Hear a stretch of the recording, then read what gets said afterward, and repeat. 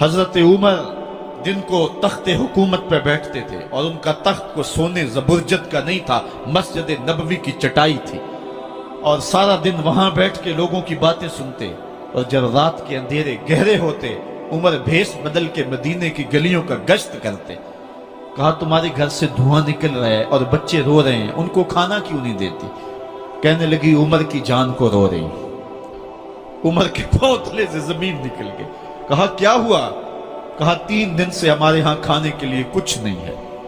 रोजाना बच्चे रोते हैं और मैं हंडिया के अंदर पत्थर डाल करके नीचे से आग डालती रहती हूँ कि बच्चे इंतजार कर करके सो जाएंगे, कम वक्त सो भी नहीं रहे और वो पत्थर पकेंगे भी क्या, और मैं उमर की जान को रो रही हूँ।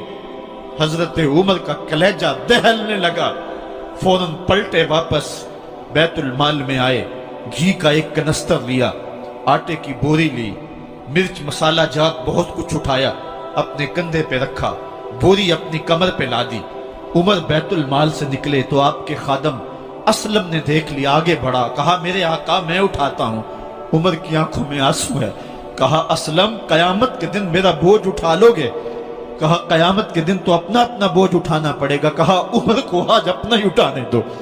हजरत उमर वो घी का कनस्तर और वो आटे की बोरी सर पे उठाए हैं और उस खातून के घर जाते हैं और दस्तक देते हैं।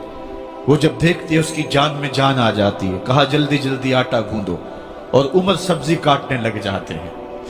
हजरत उमर रज़ी अल्लाह ताला अन्हो सब्जी तैयार कर देते, उधर आटा गूंद जाता है और फिर ऊपर चूल्हा रखा जाता है, चूल्हे के अंदर आग रखी जाती है, वो खाना पकाने लगती है, आग बुझती है।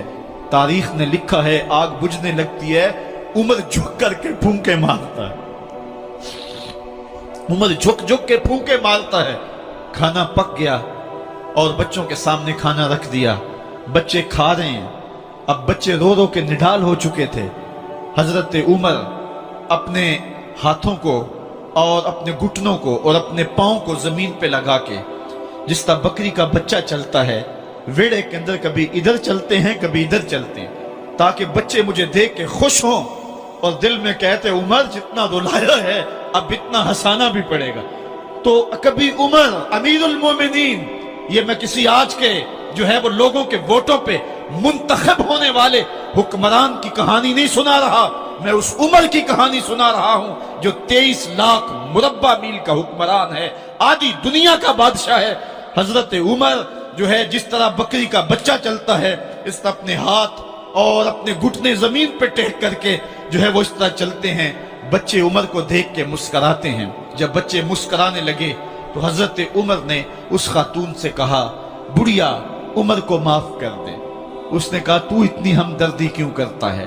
कहा उमर बेचारा बड़ा फंसा हुआ है, फिक्र है उसको यरमूक को, फुस्तात हुलवान की, जब फतह है मिस्र तो तैयारी है ईरान की, आते जाते वफद से मुलाकात भी करता होगा और शब को मालूम हालात भी करता होगा, कांटों में उलझी हुई बेचारे की जान है, नींद उसको भी आती है, आखिर वो इंसान है, मेरी बहन उमर को माफ कर दे।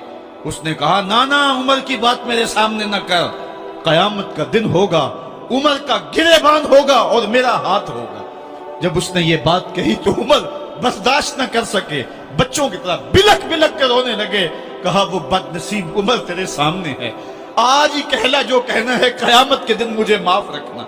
उसने कहा तू उमर है? कहा बदनसीब उमर तेरे सामने खड़ा हूं। मेरे उमर कहते हैं अगर दजला के किनारे एक बकरी का बच्चा भी प्यासा मर गया उसका हिसाब भी उमर से लिया जाएगा। हजरत उमर निकले यरूशलेम में, एक ऊंट है एक गुलाम है, कभी वो सवार होता है कभी आप बारी मुकर्रर की है।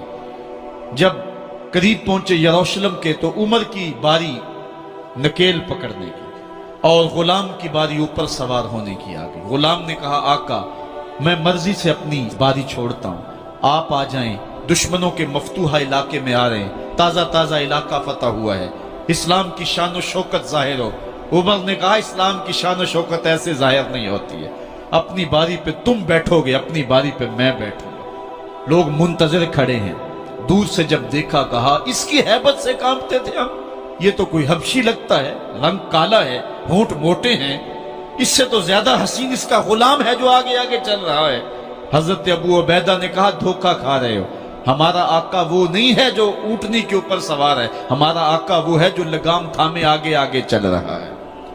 حضرت عمر رضی اللہ تعالیٰ عنہ کو آگے بڑھ کے جابیہ کے مقام پہ حضرت ابو عبیدہ بن جراح نے استقبال کیا، تو حضرت عمر آگے بڑھے اور انہوں نے آگے بڑھ کر کے حضرت ابو عبیدہ کے دونوں کندھوں پہ ہاتھ رکھا، اور سنو حضرت عمر نے کیا کہا لا الہ الا اللہ انا کنا اذل قوم فاعزنا اللہ بالاسلام، کہا کہ لا الہ الا اللہ، اے ابو عبیدہ بن جراح، ہم ایک ذلیل قوم تھے اور اللہ نے ہمیں اسلام کی وجہ سے عزت عطا کی ہے۔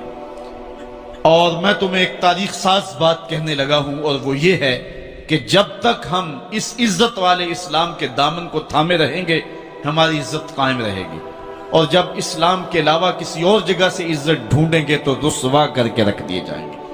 یہ ہے وہ خلاصہ جو حضرت عمر نے امتوں کے عروج و زوال کا بیان کیا ہے۔ اس امت کو جو خیرات ملی ہے تخت و تاج کی، وہ پینٹاگون سے نہیں ملی، وہ واشنگٹن سے نہیں ملی، وہ وائٹ ہاؤس سے نہیں ملی، وہ محمد عربی کے جوڑوں کا صدقہ ملی ہے۔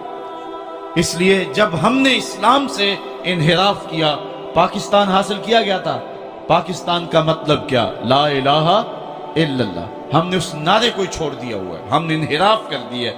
آج ہماری نظریں مغرب کی طرف لگی ہے کہ تخت و تاج اس سے نصیب ہوتے ہیں، اور دنیا کے اوپر ہم رسوا ہو کے رہ گئے۔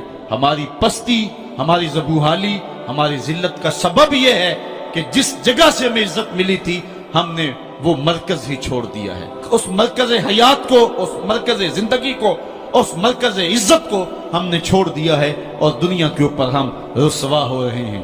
انہی حضرت عمر کی کہانی ہے۔ وادی تہامہ سے گزر رہے تھے کہ بچوں کی طرح بلک بلک کے رونے لگے۔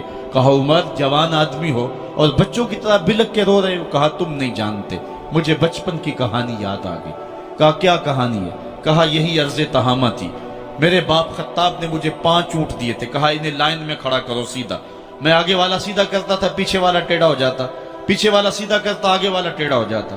میرے باپ خطاب نے مجھے بڑا مارا۔ کہا ایک عرب کے بیٹے ہو کہ تم سے 5 اونٹ لائن میں کھڑے نہیں ہوتے؟ کہا ایک زمانہ عمر پہ وہ تھا کہ اس سے 5 اونٹ لائن میں کھڑے نہیں ہوتے تھے، اور آج شرق سے لے کر غرب تک 23 لاکھ مربع میل کی حکمرانی، اور انسان بھی لائن میں کھڑے ہیں۔ یہ محمد عربی کے جوڑوں کا صدقہ نہیں ہے تو اور کیا ہے؟